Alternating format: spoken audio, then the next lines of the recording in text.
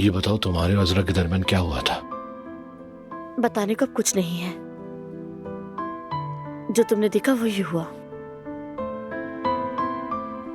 मैं वो सब कुछ तुम्हारी ही जुबान से सुनना चाहता हूँ। कैसा क्या हुआ कि तुम अजरा के बाल नोच रही थी?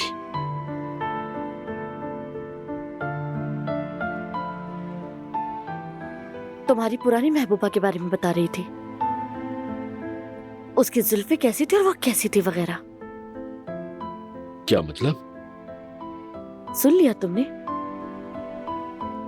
वो किस कदर बावकार लड़की है, वो बहुत आगे की चीज है और ये सब उसने बहुत मजे ले लेकर बताया।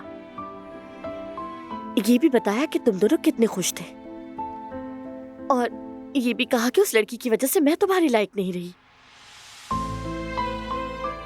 अगर तुम ये सुनना चाहते हो कि मुझे पछतावा है तो इंतजार मत करो, क्योंकि ये सुनने को नहीं मिलेगा।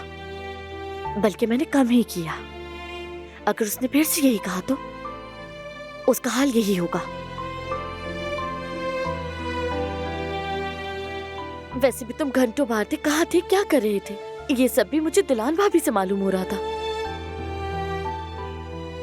जबकि तुम मुझे कुछ नहीं बता रहे, तो मुझे भी ये सब तुम्हें समझाने की जरूरत नहीं।